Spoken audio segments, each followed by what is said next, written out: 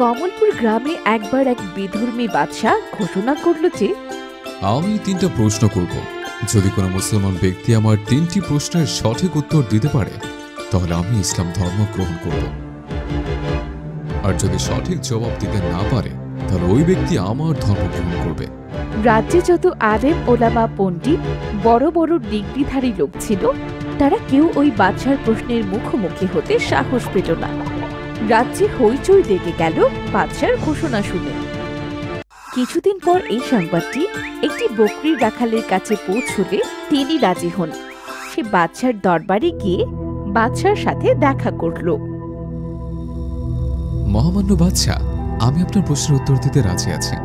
আমার প্রশ্নের জবাব দিতে হলে একটি শর্ত আছে। কি সেই শর্ত? আমি প্রশ্ন করব ইশারাতে এবং আমার উত্তর দিতে হবে ইশারাতে।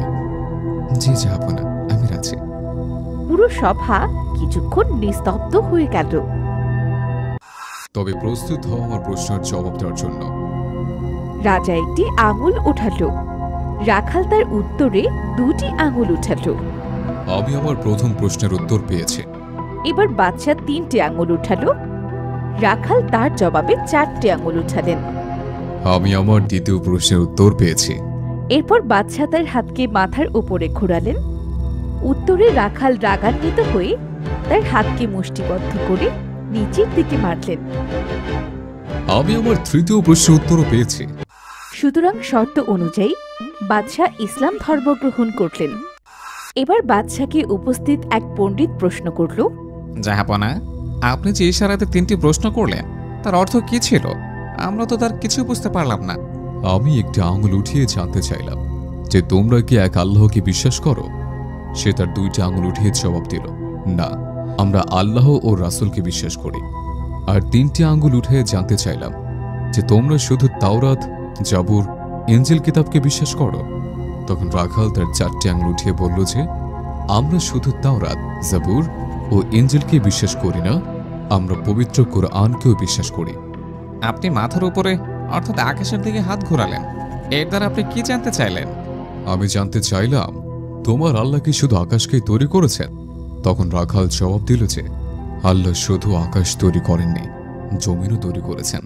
এবার রাখালের নিকট ইসলাম ধর্মের সেই বড় বড় আলেম শিক্ষক পণ্ডিতরা জিজ্ঞাসা করল, বাচ্চার শর্ত অনুযায়ী তার প্রশ্নের মুখোমুখি হতে সাহস পায়নি, তুমি কিভাবে তার প্রশ্নের জবাব দিতে রাজি হলে? আমি হচ্ছে একজন রাখাল। রাজা যদি আমাকে প্রশ্ন করে তবে সে আমার শান অনুযায়ী প্রশ্ন করবেন, তাই আমি রাজি হয়ে যাই।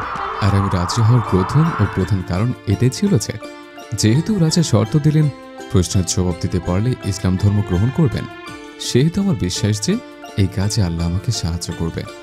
বাচ্চা ইশারাতে প্রশ্ন করলো, এতে তুমি কি বুঝতে পারলে আর কি উত্তর দিলে? বাদশা যখন আমাকে একটি আঙুল দেখালেন তখন আমি বুঝলাম যে বাদশা আমার কাছে একটা ছাগল চাইছে। তাই আমি বাদশাকে 2টি আঙুল উঠিয়ে বোঝাতে চাইলাম যে আমি আপনাকে একটি নয় বরং 2টি ছাগল দিতে চাই। বাদশা যখন আমাকে তার 3টি আঙুল উঠিয়ে দেখালেন তখন আমি বুঝলাম বাদশা আমার নিকট 3টি ছাগল চাইছে। তখন আমি বাদশাকে 4টি আঙুল দেখালাম, আমি আপনাকে 3টি নয় বরং 4টি ছাগল দিতে চাই। বাদশা যখন তার হাতকে মাথার উপর ঘোরালেন তখন আমি বুঝতে পারলাম বাদশা এবার 2টি বা 4টি ছাগলে সন্তুষ্ট নয়, বরং সে আমার সবগুলো ছাগল নিতে চায়। তাই আমি রাগান্বিত হয়ে আমি আমার মুষ্টিবদ্ধ হাতকে জমিনের দিকে ইশারা করে বললাম, আপনার কপালে এবার বিপদ আছে। আপনার কত বড় সাহস, আপনি আমার সবগুলো ছাগল নিতে চাইছেন? এই গল্পের থেকে শিক্ষণীয় বিষয় হচ্ছে, মানুষ যদি আল্লাহর ওপর ভরসা রাখে, আল্লাহর ওপর তাওয়াক্কুল করে, আল্লাহর খুশির জন্য যে কোনো কাজের ইচ্ছা পোষণ করে, তবে আল্লাহই ওই ব্যক্তির জন্য যথেষ্ট। এখানে কোনো ব্যক্তির নিজস্ব যোগ্যতার প্রয়োজন হয় না। কোনো কোনো মানুষকে বিভ্রান্ত করার জন্য বা অহংকারের বশবর্তী হয়ে মানুষের নিজের দিকে আকৃষ্ট করার জন্য বলে, আলেম ছাড়া অমুক কাজ সম্ভব না। এটা সম্পূর্ণ ভুল। আল্লাহ তো দেখে মানুষের মনে কি আছে। আল্লাহ যে কোনো মাধ্যমে যাকে খুশি হেদায়েত করতে পারেন।